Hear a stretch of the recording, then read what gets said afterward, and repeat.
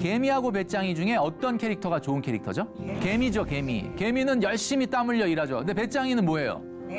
맨날 뭐 이렇게 기타 치고 놀고.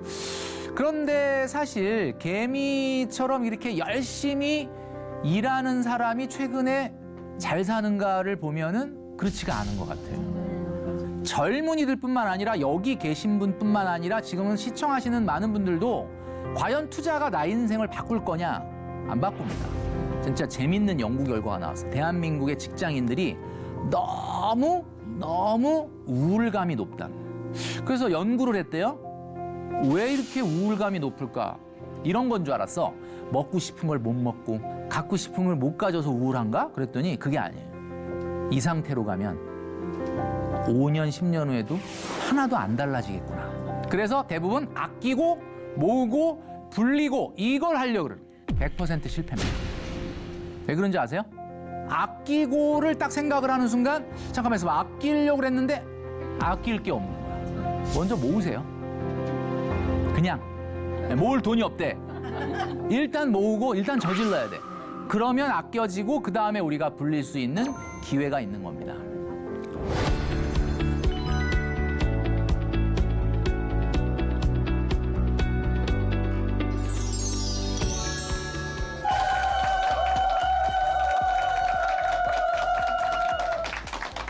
네, 여러분 반갑습니다. 저는 방송과 유튜브에서 머니 트레이너로 활동하고 있는 김경필 멘토라고 합니다. 자, 오늘 여러분들하고 2025년도 지금 최근에 경제 위기라고 하는데 이것을 어떻게 극복할 것인지 우리의 개인 자산 관리는 어떻게 하는 게 좋을지에 대해서 이야기 나누도록 하겠습니다. 자, 제가 좀 전에 말씀드렸던 것처럼 저는 머니 트레이너라고 하는데요. 우리가 뭐 트레이너 그러면 주로 이제 근육 키울 때 예, 그죠? 많이 생각하시는데 돈 관리도 좀 근육이 필요하다라는 생각을 합니다. 예, 저도 이제 직장 생활을 한 10년 정도 하고 나와서 지금은 현재 경제 칼럼니스트로 글 쓰는 일, 작가로서 책 쓰는 일, 그리고 강의 이런 일들을 하고 있습니다. 아마 이제 이 강의를 통해서 많이 이제 뭐 보셨을 수도 있는데 오늘 이제 이 위기 상황 속에서 우리가 돈 관리를 어떻게 할 건지에 대한 내용을 말씀드리려고 합니다. 저는 이제 책을 좀 쭉 쓰고 있는데 제가 흑수저 직장인 출신이다 보니까 흑수저 직장인도 경제적 안정, 그러니까 소위 말하는 좀 부자가 될 수 있을까? 이런 생각을 많이 했는데 그 관련된 책을 쭉 쓰고 있고요. 유튜브도 하고 있습니다. 그래서 유튜브는 보신 분도 있겠지만 돈으로 혼쭐 내는 남자. 그래서 이제 좀 쓸데없는 행동을 하면 저한테 혼난다라는 거거든요. 그래서 이제 경제 이야기를 먼저 처음에 딱 시작을 좀 하려고 하는데 이제 여기 계신 분들도 많이 알겠지만 최근에 이제 뉴스만 딱 틀면 좀 좋은 소식보다는 어때요? 그죠? 어렵다, 뭐 힘들다. 그래서 심지어는 최근에 IMF라는 단어가 많이 나오고 있어요. 그래서 그러다 보니까 걱정이 됩니다. IMF를 우리가 굉장히 힘들게 겪었었는데 왜 최근에 이런 것들이 나오느냐. 사실 올해 2025년도 경제성장률 전망을 한국은행이 작년에 1.9% 정도 전망을 했습니다. 그런데 올해 들어와가지고 트럼프 대통령이 취임을 하면서 관세 폭탄을 막 투하하고 있죠. 그러다 보니까 올해는 사실 1.9%도 어렵고 1.5%로 다시 수정을 했습니다. 그래서 사실 1.5% 경제 성장률이라는 게 어느 정도로 어려운지는 사실 직장 다니는 분들은 잘 모를 수 있는데 아무튼 굉장히 지금 사실 좋지 않다라는 거거든요. 그리고 어떤 기관도 올해 경제 성장을 작년보다 좋아질 거라고 전망한 기관이 단 한 개 기관도 없을 정도로. 그러니까 요즘 뭐 흔히 하는 말로 젊은이들 하는 말로 빼박 올해는 무조건 힘들 수밖에 없다. 자, 이 얘기를 자꾸 하는 이유는 우리가 예방주사를 맞는 거예요. 그냥 모르고 당하는 것보다는 각오를 하면은 좀 덜 아플 수는 있겠죠. 자, 좀 전에 말씀드렸던 것처럼 트럼프 대통령이 취임을 하면서 전 세계를 대상으로 지금 뭐 거의 정말 선전포고를 하듯이 관세 폭탄을 날리고 있는데 지금 우리나라는 당연히 이제 교역을 통해서, 무역을 통해서 수출을 해야 되는 나라다 보니까 아무래도 이것이 경제에 굉장히 발목을 잡을 가능성이 많습니다. 그 한 연구기관의 연구 결과에 의하면 만약에 관세 폭탄이 현실화되면 우리나라의 경제 성장률이 0.7에서 0.8 정도 더 떨어질 거다라고 하는 예상이 있거든요. 그래서 올해는 하여튼 누가 보더라도 어려울 수밖에 없다.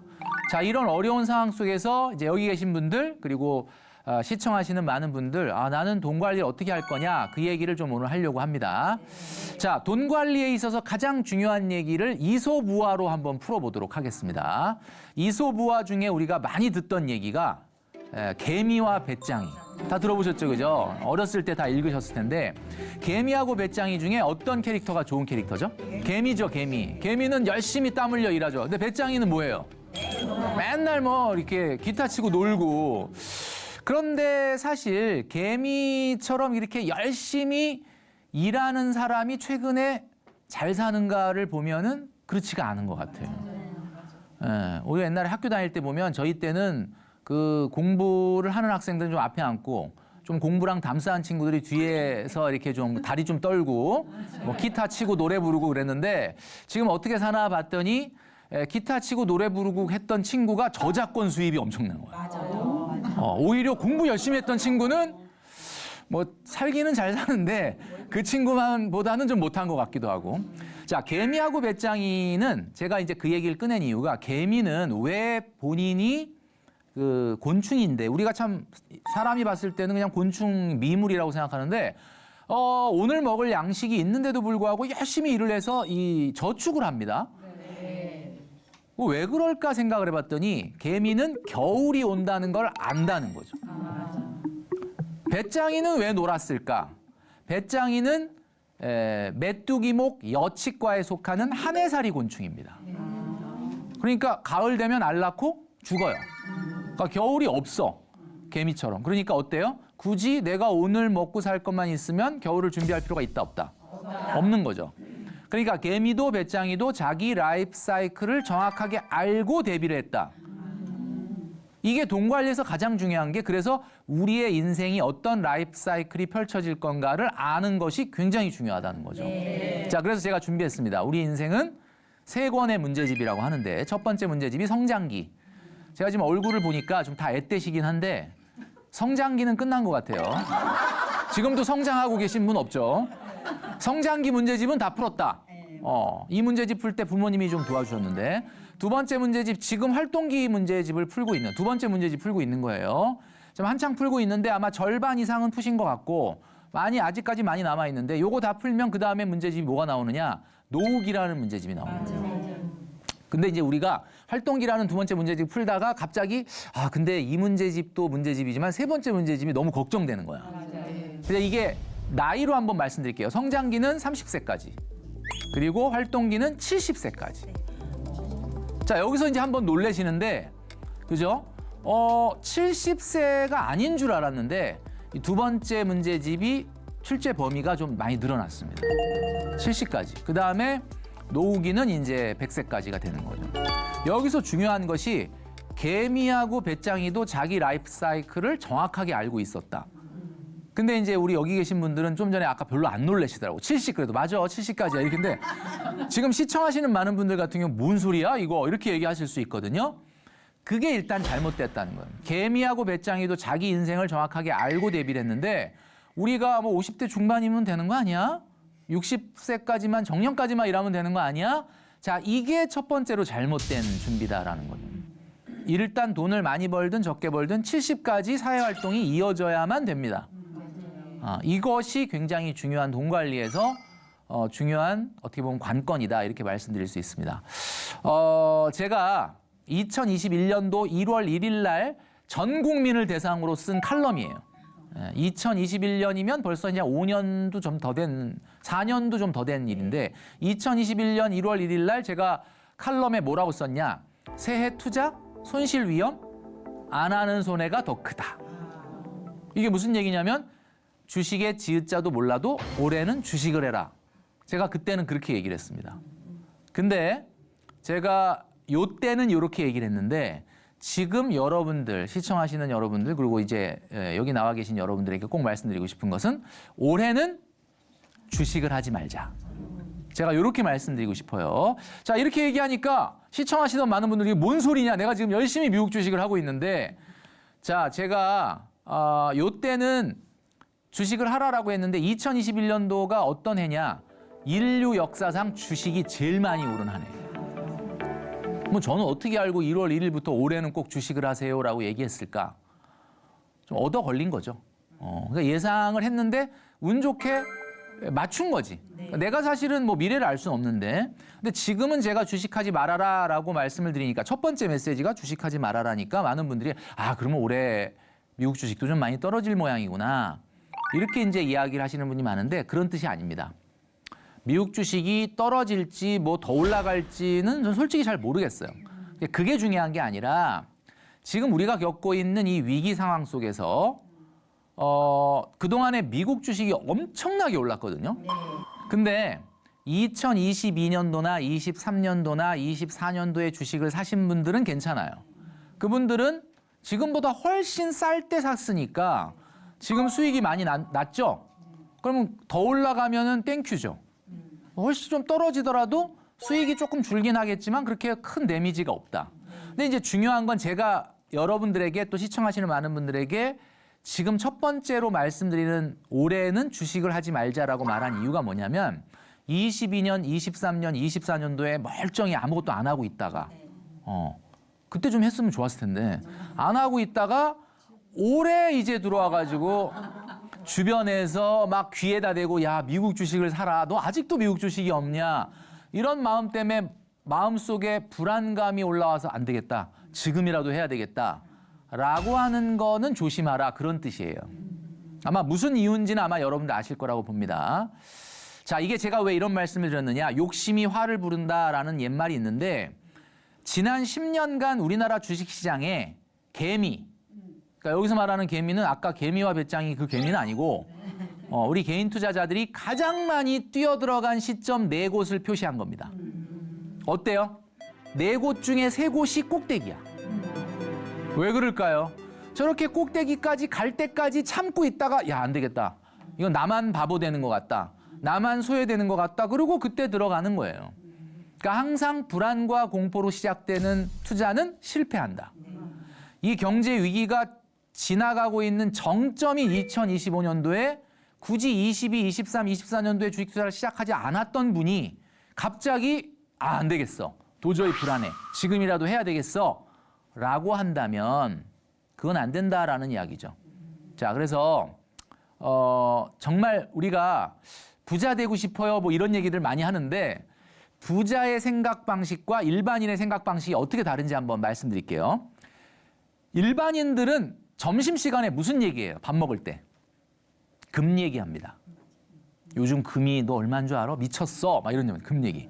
그다음에 요즘 뭐 미국 주식이 미쳤어. 뭐 최근에는 조금 뭐 미국 주식이 조정을 받고 있긴 한데 제가 작년 12월까지 계속 미국 주식이 계속 갈 수는 없고 좀 조정이 있을 거다라고 얘기했는데 또 어떻게 운 좋게 또 이것도 좀 맞추게 돼 버렸어요.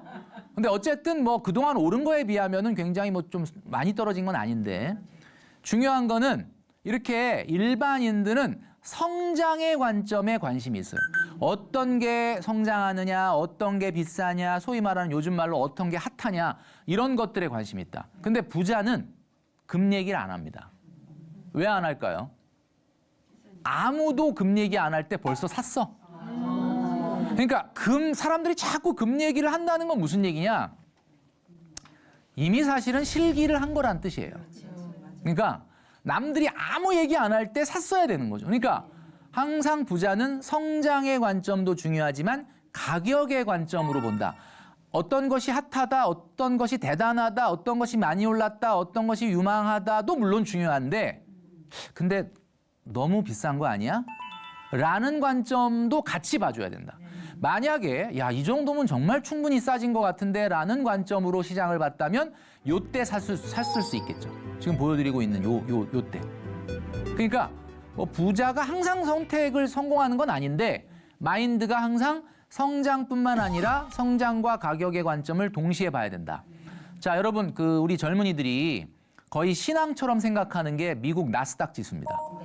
얼마나 최근에 많이 올랐냐? 여기 보시면 아시겠지만 얼마나 굉장히 많이 올랐잖아요. 그러니까 근데 여러분 25년 전에 2000년대 초반에 이런 일이 있었어요.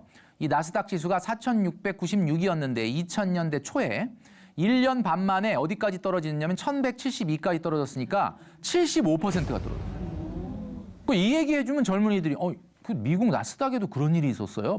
25년 전이니까 모르는 거예요. 75%가 하락했다는 게 무슨 뜻이에요? 여러분, 지수가 75%가 떨어졌다는 거는 개별 종목은 90% 떨어진 것도 있다는 거거든요. 그럼 90%가 떨어지면 어떻게 생업이 되겠습니까? 안 되죠. 이거 생업이 안 돼요. 아이고 어차피 아무리 75%가 떨어졌다 하더라도 지금 얼마나 그 몇 배 이상이 올랐는데 그거 붙잡고 버텼으면 돈 버는 거 아니냐. 자, 원금이 언제 회복됐는지 제가 계산을 해보니까 4,630이 된 게 2014년 10월 1일, 그 정확하게 14년 걸렸습니다. 내가 투자한 거에 90%가 날라갔는데 그거 원금 회복됐는데 14년 됐으면 그거 원금 찾은 사람 있을까요? 없죠. 이게 실질적으로 인플레이션 감안하면 실제로는 20년 정도 걸려야 원금이 회복되는 거예요. 주식시장에 이런 일이 일어나는 거죠. 자, 그러니까 지금 보여드리고 있는 그림은 위에가 좀 전에 보여드렸던 미국의 나스닥 지수의 지난 50년간의 역사고 밑에는 지난 50년간의 미국의 GDP 총량 늘어난 그래프예요. 요 그래프를 보면은 미국의 GDP 총량이 늘어나는 것만큼 미국의 주식이 올라가는 거는 당연한 거죠. 근데 요 그림을 빨간색으로 그림 기울기를 표시해서 위로 한번 옮겨 볼게요. 이렇게 쭉 옮겨 보면은 희한한 곳이 세 곳이 있습니다. 첫 번째, GDP의 기울기는 굉장히 완만하게 올라가는데 주가만 미친 듯이 올라갔죠. 저때. 그러니까 다시 제자리로 떨어진 거예요. 그다음에 두 번째가 언제 있었냐면 코로나 때. 코로나 때는 오히려 GDP가 꺾였는데 어때요? 주가는 하늘 높은 줄 모르고 올라가요. 그러니까 2022년도에 다시 제자리로 돌아왔죠. 보이시죠? 네. 그리고 세 번째가 지금입니다. 그럼 이거 어떻게 될까요? 이것도 분명히 언젠가는 제자리로 돌아오게 될 텐데 뭐 올해 당장 그렇게 된다는 뜻은 아니지만 어쨌든 정상적이지는 않은 것만은 분명하다. 그러니까 22년, 23년도에 미국 주식을 시작한 분들이라면은 뭐 그분들이야 상관없죠. 뭐 그분들이야 뭐 더 올라서 수익이 늘어나든 뭐 조금 최근처럼 좀 조정이 있어도 본인이 벌어들인 수익에 비하면 그렇게 큰 데미지는 아니니까. 그런데 새롭게 시작하시는 분들은 좀 조심하실 필요가 있다라는 이야기를 하는 거죠. 제가 오늘 말씀드리는 제목이 뭐냐면 경제 위기의 상황에서는 굳이 그렇게 위험한 행동을 적극적으로 할 이유는 있다 없다? 없다. 이렇게 생각하시면 될 것 같다. 자, 이렇게 말씀을 드려도 많은 분들이 그래요. 아, 근데 그건 뭐 강사님이 그렇게 얘기하는 거고 절대로 이 미국 주식은 안 꺾인다. 왜냐하면 지금 경제가 미국 경제가 원탑이에요. 미국 외에 다른 나라가 미국을 따라갈 경제가 없다. 지금 전 세계에서 미국만 경제가 괜찮고 모든 세계 나라들이 다 힘들어요. 그러니까 미국 주식이 빠지려면 미국 주식을 팔고 나온 돈을 어디 옮길 곳이 있어야 미국 주식이 빠지는데 미국 주식에서 돈을 찾아서 어디 갈 데가 없다. 그러니까 미국 주식이 저렇게 독야청청 저렇게 올라갈 수밖에 없다. 이렇게 얘기하는 거죠.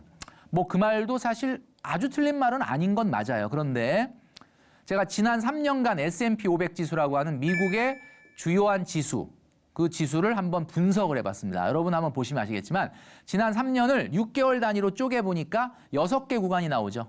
6개월 상반기, 하반기, 상반기, 하반기, 상반기, 하반기. 자, 보니까 수익률이 몇 퍼센트냐면 33.7%예요. 어때요? 요즘 예금 이자율이 뭐 2%, 2.5% 막 그런데 1년에 3년 동안 33.7%. 와, 이거 매력적이다. 근데 33.7%라는 게 무슨 뜻이냐면 3년 전에 1억을 S&P 500에다가 넣어놓고 3년 동안 단 한 번도 안 찾고 붙잡고 버틴 사람이 원금 1억 빼고 3,370만 원 벌었다는 뜻이에요. 그런 사람이 있을까요? 어떤 사람이 3년 전에 거기에다가 막 의미 있는 돈을 그렇게 넣어놓고 3년 동안 그 주식이 올라가는데 한 번도 어디 뭐 기억상실증 걸렸나? 아니 뭐 주식에 돈을 1억을 넣었는데 갑자기 그 감옥을 가게 됐다. 뭐 그래서 내가 뭐 주식을 못 팔았다. 이러지 않고서는 이런 경우는 거의 없거든요. 그러니까 이게 무슨 얘기냐면 적립식으로 투자하는 사람한테는 이런 수익률이 발생을 안 한다. 대부분은 이 33.7%를 듣고 대단하네 이러는데 그거는 1억을 넣어놓고 1,000만 원을 넣어놓고 5천만 원 넣어놓고 3년 동안 단 한 번도 안 찾은 사람이 33.7을 먹는 거고 지금 대부분의 투자자들 어떻게 합니까? 뭐 100만 원 넣었다가 아유 무서워 그럼 50만 원 뺐다가 이렇게 하면 이 수익률은 물론 저축한 거보다는 같은 기간 동안에 투자가 좀 더 먹기는 했겠죠.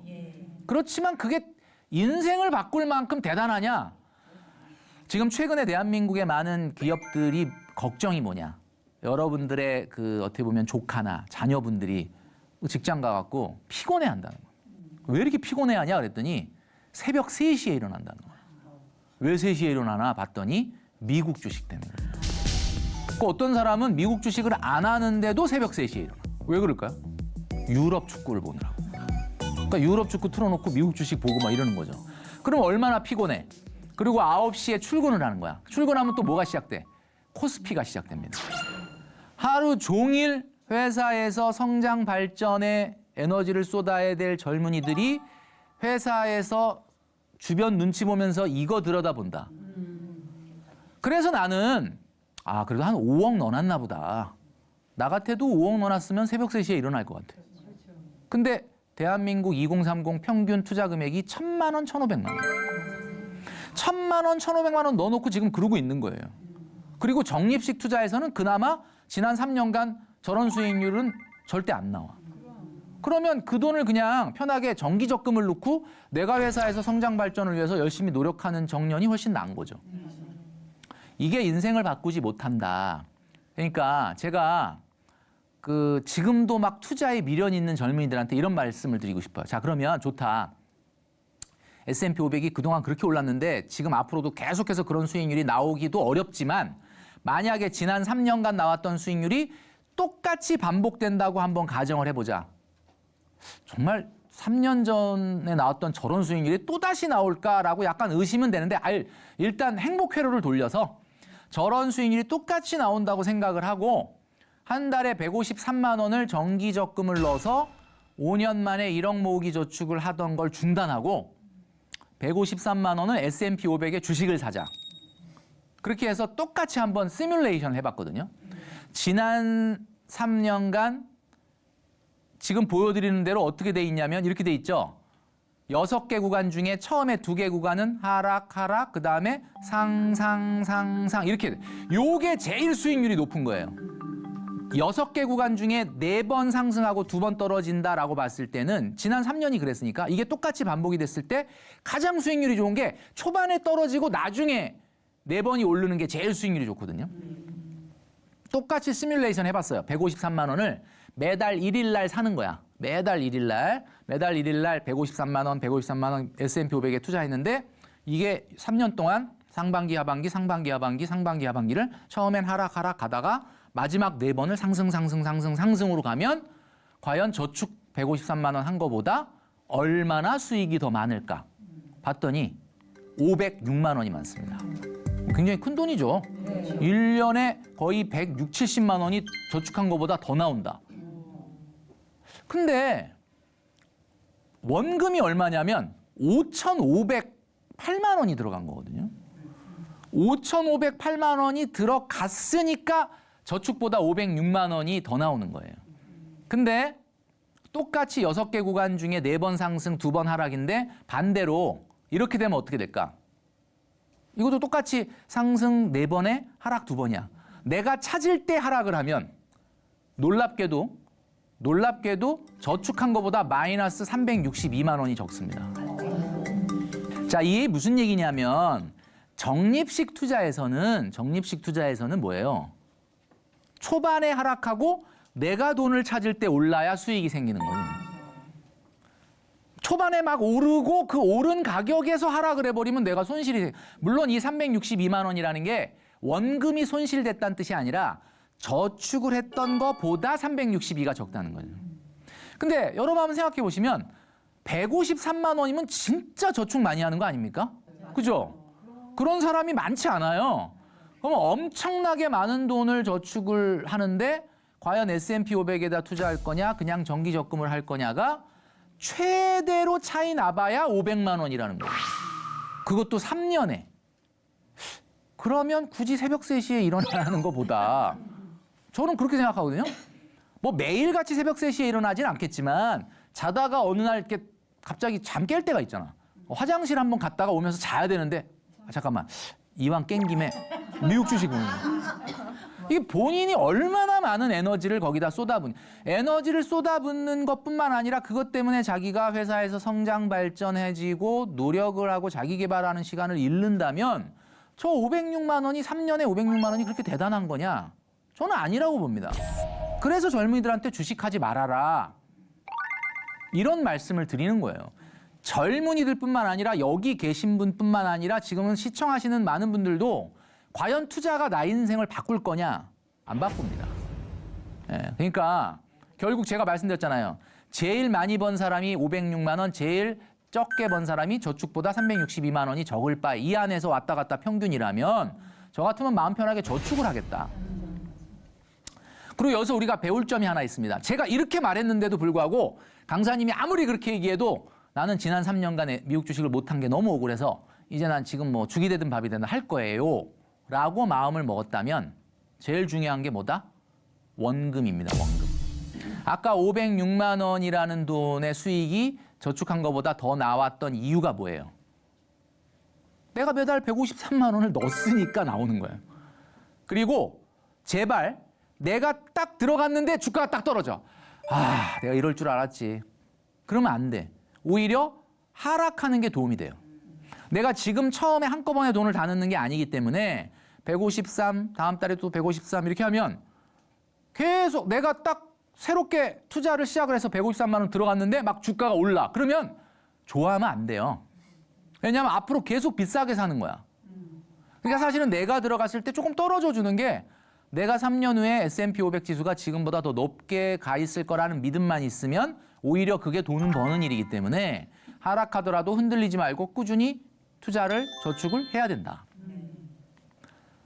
자, 제가 이제 투자 얘기를 잔뜩 하니까 여러분 투자가 좀 그런 위험이 있을 수도 있구나 또 뭐 그런 기회가 있을 수 있구나 이런 생각을 하셨을 텐데 우리 젊은이들이 또 우리 시청하시는 많은 시청자분들이 착각하시면 안 되는 게 있습니다. 내가 산 주식 종목이 올라서 부자 된 사람이 있을까요? 여러분 제가 여기 5명을 보여드리겠습니다. 베르나르 아르노 회장, 일론 머스크, 제프 베이조스, 레리 앨리슨, 워렌 버핏. 이분들은 세계 5대 부자예요. 5대 부자. 얼마나 돈이 많으냐면 셀 수가 없어요. 그냥 돈을 쌓아놓으면 밑에 돈이 숨을 못 쉬어. 갑갑해가지고. 그 정도로 돈이 많은 분들인데 이분들 중에 혹시 재테크로 부자 된 사람이 있습니까? 없어요. 여기 워렌 버핏이 뭐 주식 투자해서 부자 된 걸로 알려져 있지만 그거는 버크셔 해서웨이라고 하는 회사가 성장을 해서 부자가 된 거지. 여기 있는 어떤 사람도 내가 이렇게 모바일로 오늘 주식 요거 사야지 이래가지고 부자 된 사람이 없다. 결국 부자는 누가 되느냐? 자기 일이 성공한 사람이 부자가 되는 겁니다. 제가 왜 젊은이들에게 주식을 하지 말라고 하느냐? 본인이 프리랜서든 자영업을 하든 직장 생활을 하든 자기가 있는 일터에서 인정받고 성공하고 유능해지지 않은 사람이 코인 잘 사고 주식 잘 사서 부자가 됐다? 턱도 없는 얘기입니다. 그런 일은 이 세상에 존재하지 않는다. 럭비공 같은 사람이 트럼프예요. 어디로 튈지 몰라. 이런 변수 속에서 여러분들이 갑자기 안 하던 투자를 새롭게 위험 자산에 들어간다? 조심하셔야 된다라는 거죠. 제가 오늘 원금이 중요하다 이런 말씀을 드렸습니다. 그러니까 아까도 보니까 결국은 내가 1,000만 원 투자하고 3년 기다려봐야 얼마 수익이 그렇게 대단한 수익이 안 난다. 그러니까 원금이 들어가야 된다. 자, 직장인들 뭐 대부분 많은 분들이 이제 월급을 타실 텐데 직장인들한테 가장 중요한 게 계획이에요. 그 계획의 다른 말이 뭐냐? 저축이죠. 그럼 무저축이라는 건 무슨 뜻이에요? 무계획이라는 거지. 우리가 다 알고 있는 영화 기생충에 보면 그 송강호 씨가 연기한 기택이라는 인물이 나오는데 그 기택이라는 인물은 한 번도 계획대로 살아본 적이 없는 사람이에요. 그냥 무계획이 그냥 인생관이야. 근데 아들이 막 계획을 세우니까 놀라운 거야. 그래갖고 야, 너는 계획이 다 있구나. 너는 계획이 다 있구나. 이러고 굉장히 놀래잖아요. 그죠? 무계획이라는 것은 결국은 실패할 수밖에 없다.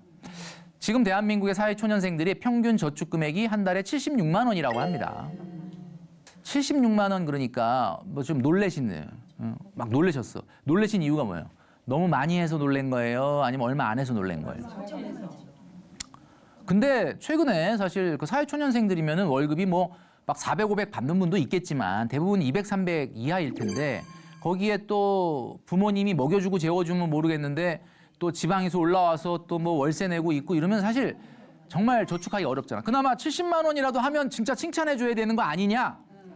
라고 이야기하실 수 있는데 저는 뭐라고 말씀드리고 싶냐면 물론 대단한 거긴 하죠. 근데 저는 이걸 어떤 걸 지적하고 싶냐면 너무 애매하다는 거예요. 금액이 이건 안 하는 것도 아니고 그렇다고 막 시원하게 하는 것도 아니고 애매한 거죠. 자, 경제 위기의 상황에서는 뭐든지 양극화가 되기 때문에 애매한 중간에 서 있으면 죽어요. 자, 여러분 보시면 아시겠지만 최근에는 초양극화라 그래서 초양극화, 캐릭터가 분명해야 돼. 예를 들면 저축을 안 한다. 캐릭터가 확실하잖아. 저축을 안 한다. 근데 안 하는 대신에 자기는 그 위기감, 위기의식 때문에 엔잡을 한다. 뭐 이직을 하려고 그런다. 뭐 이런 어떤 위기의식이 살아있어. 근데 막 150, 200을 저축한다. 와, 이 사람 진짜 대단한 사람이죠. 근데 70은 뭐냐면 만나보면 위기의식이 없어. 그냥 뭐 이 정도면 뭐 날 용서했어. 면죄부를 줬어. 이게 더 위험할 수 있다라는 거예요.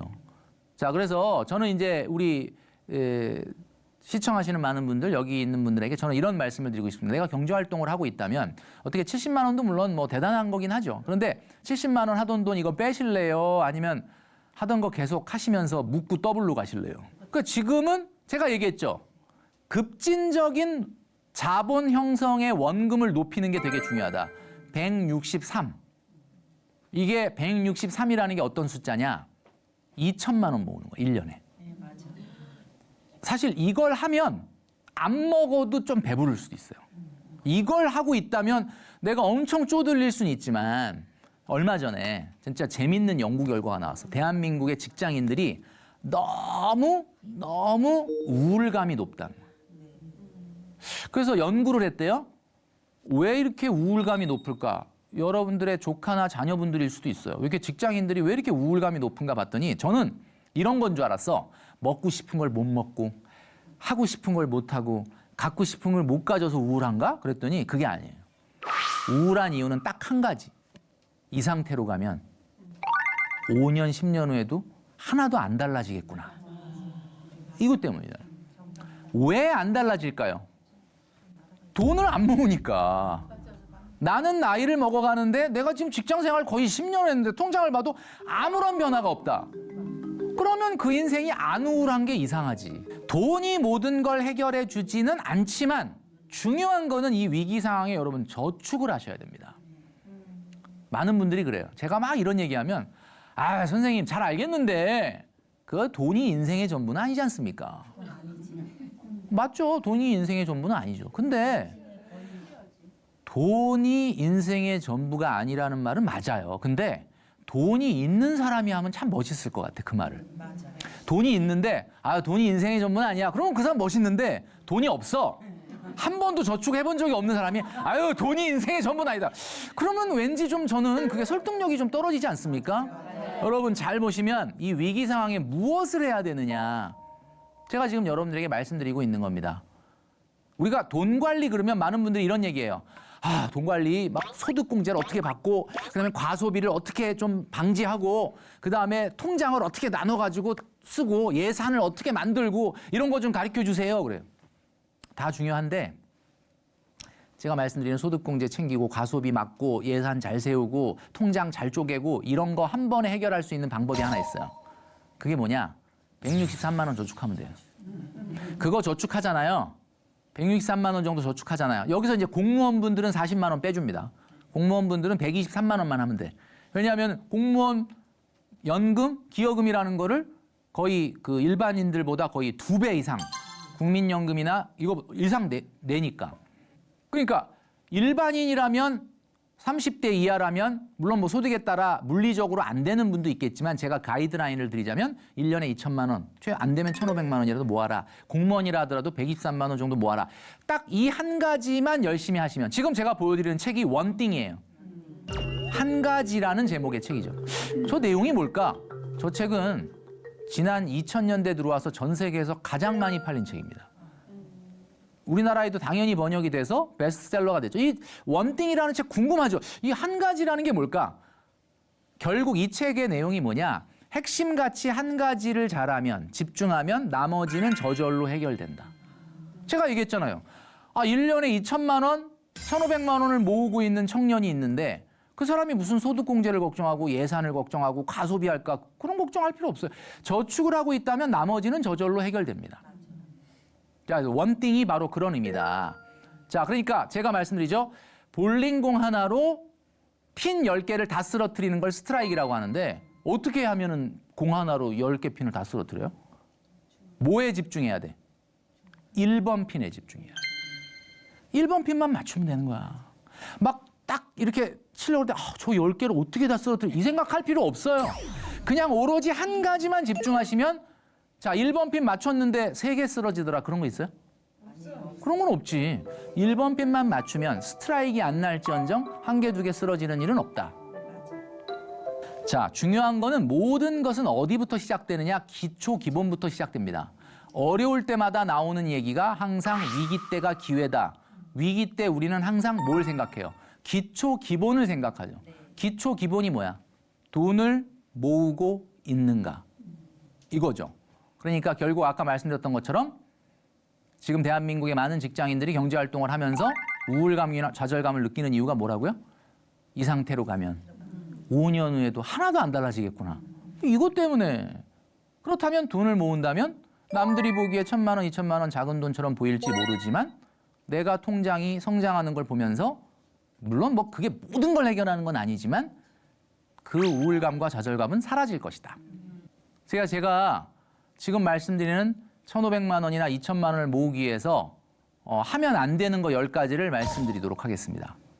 이거를 하고 있다면 나는 당연히 돈을 모을 수 없다. 자, 10가지를 빠르게 말씀드리겠습니다. 자, 10번째부터 외식을 점심에 3일 이상 한다. 구내식당 있잖아. 직장에 가보면 구내식당. 구내식당 없다 우리는. 옆 건물에 있잖아. 찾아봤어요? 안 찾아봤잖아. 구내식당에서 밥 맛있게 먹고 하루나 이틀 정도 나가서 외식하면 되잖아요. 자, 9번째. 순위가 거꾸로 올라가는 거예요. 9위. 기본요금 택시. 택시 요금이 10,000원, 15,000원 나온 건 상관없어. 근데 꼭 보면 4,800원. 4,800원. 이게 무슨 뜻이야? 1.5km도 안 되는 거리를 택시를 탄다는 거예요. 그죠? 그 다음에 8위는 뭐냐? 하루에 커피를 2잔 이상 테이크아웃. 한 잔은 된다는 뜻이죠. 2잔 이상 하지 말라 했으니까 한 잔은 된다. 한 잔은 해야 돼요. 그건 한 잔은 해야 돼. 어디서 해야 돼? 노란색 커피숍. 노란색.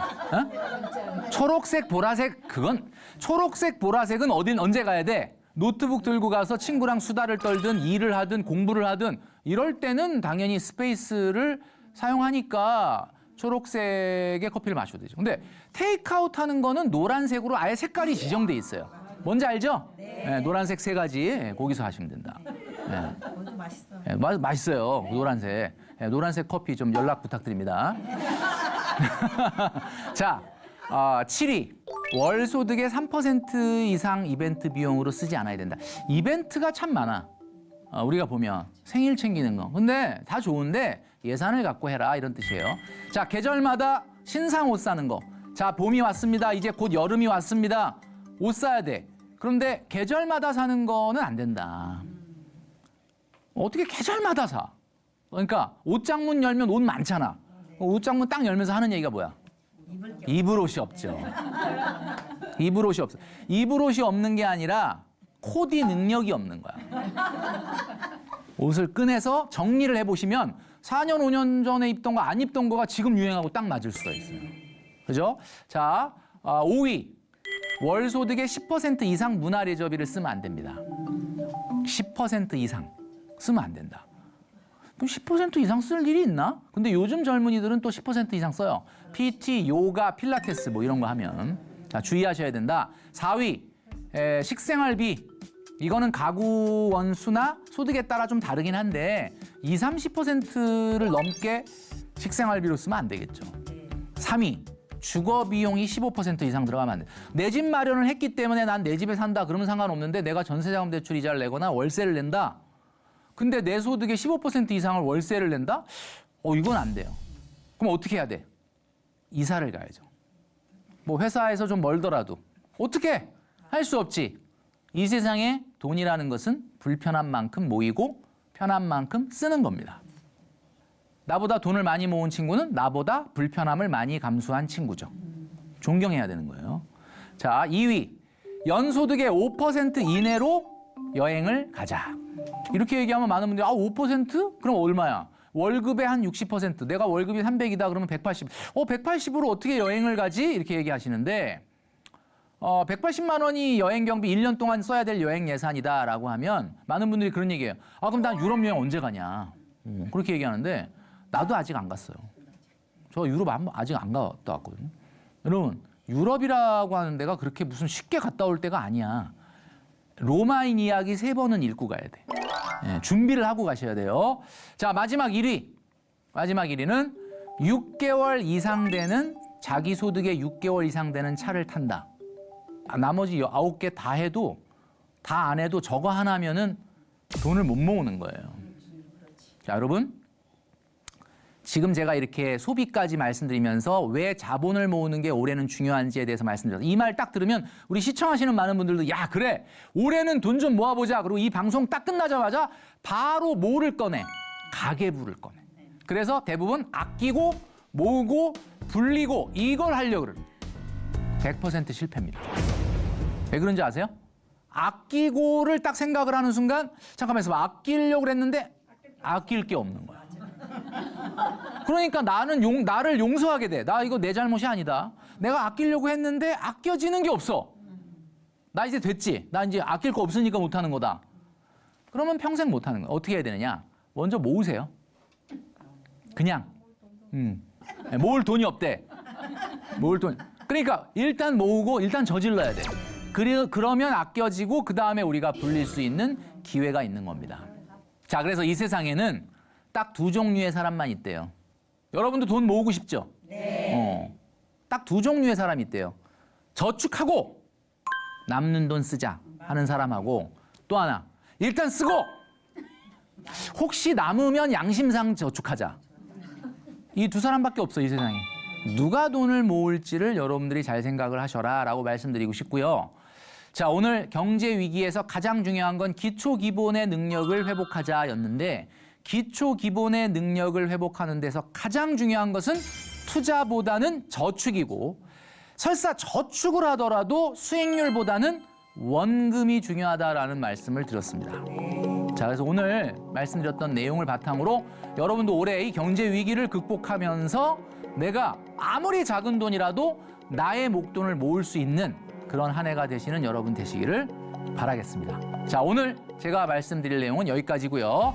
경청해 주셔서 감사합니다.